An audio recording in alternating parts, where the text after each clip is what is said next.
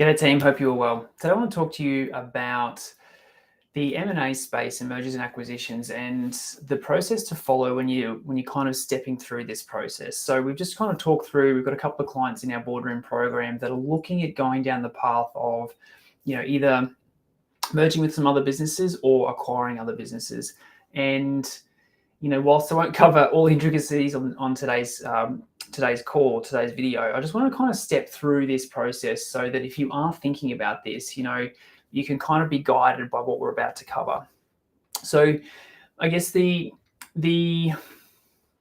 overarching reason of why you would go into the M&A space is growth. So typically organic growth is hard and organic growth is slow. And so you've got to think about, well, what's your end kind of ambition for your business? How big do you want to be? How many staff? How many localities? And, if you want to kind of shoot the lights out and really kind of go as hard as you possibly can, you really want to look at an M&A kind of strategy for your business. So like I know, and a lot of my clients have experienced significant growth over the last 3 years through COVID with the injections into the economy and, all of the, our industry particularly booming. So, you've got upwards of 50, 60% year-on-year growth for some of my clients and, typically consultancies within our industry at large over the last sort of 3 years.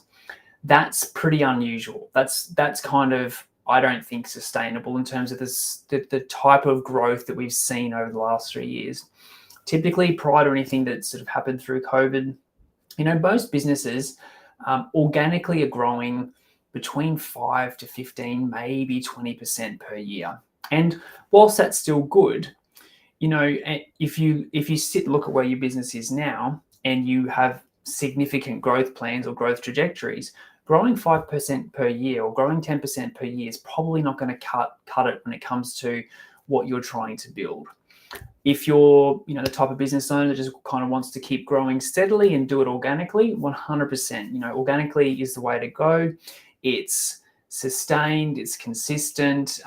You're not going to have the teething issues and like the problems that occur with rapid growth, and particularly when you're bringing on or bolting on additional businesses or merging with other businesses. That's a whole can of worms with kettle of fish.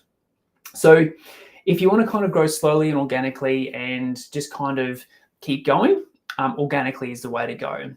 But if you have massive growth ambitions and growth plans, then you might want to consider the M&A space. And obviously with that comes a whole raft of other things that you need to know and understand and look for. So what I kind of outlined for my boardroom clients today is, like, if you're thinking about going into this space, going into the either approaching another business to buy them or to merge with them, you want to kind of have a step-by-step process and kind of understand what you're getting yourself into, so that not only you understand the process, but so that when you're talking to other business owners, you can kind of articulate what you're proposing in terms of the process to step through. So if they've got no idea about what's going to happen, you need to be the one that's leading that process and going, cool, I'd like to have a chat to you about X, Y, and Z. This is the process that's pretty typical and what I'd like to step through. Would that be something that you're interested in? Whereas if you've got no idea what you're doing, you come across as a bit kind of like, why would they enter into that discussion with someone they've got no idea what they're doing anyway? So it's important to happen in a number of phases. And so as I said to my clients today, like phase one's really this kind of dating phase. Like you don't want to jump straight into a merged environment with someone that you don't know. Like depending on this other company and your relationship, have you worked with them in the past? That depends on the duration of this first phase. But this first phase is kind of like it's the dating phase. You don't want to commit to anything. As I said to my clients today, maybe it's important to have a high level kind of MOU or memorandum of understanding between the two businesses, which kind of maps out the different phases that you're going to go into. And, both parties reserve the right to call it if they don't like it, or to speed up the phases if they think things are going well. So it's important to have a high level MOU that kind of steps out the phases. But like this first phase, let's call it phase one, like it's the dating phase. You do not want to be jumping into signing any documents or share transactions or share sales or money being changed hands until you have adequately dated this other business and you know that they've got the same culture as you, they've got the right values. You want to see how this company deals with client relationships. You want to see if there's synergies between the two businesses. You want to make sure, and this phase needs to be as long as it needs to be for you to have comfort that this is the right business. Because once you sign that paperwork and you step into stage 2 and stage 3, which is actually signing documents and drawing up shareholders agreements and deeds and that sort of stuff, like that's pretty binding. So you want to make sure that this dating phase is giving you as much confidence as possible that this is the right business for you to progress to phase 2 with. So phase 1, dating phase. Separate businesses, you're sharing some work, they're sending work your way, you're sending work their way. Maybe you're joint bidding on projects, maybe you're joint working on projects. So if you're a structural company and you're talking to a civil company, maybe you're winning work for civil structural, feeding the work to them as a civil team, and you're getting to see how they operate. Without any kind of locked-in contracts or agreements, you're just sounding them out and seeing how they operate, deal with clients, how's their team, what's their acumen, all those sorts of things. And obviously then, you're sharing financial information and you're starting to work out whether this is a relationship that you want to progress. So always encourage you with anything when it comes to the M&A space to have a phase 1 that could be 3 months long, could be 6 months, it could be 18 months long. It has to be long enough for you to determine whether they're the right fit. And then and only then, if both parties agree, do you move to phase 2, which is really moving to that next stage. So phase 2 is really, all right, this looks like it could work. So phase 2 is really businesses getting valued. And then you're working out, business is getting valued and you're stepping down the process of what the structure could look like. So phase 2 is really like the fact-finding phase.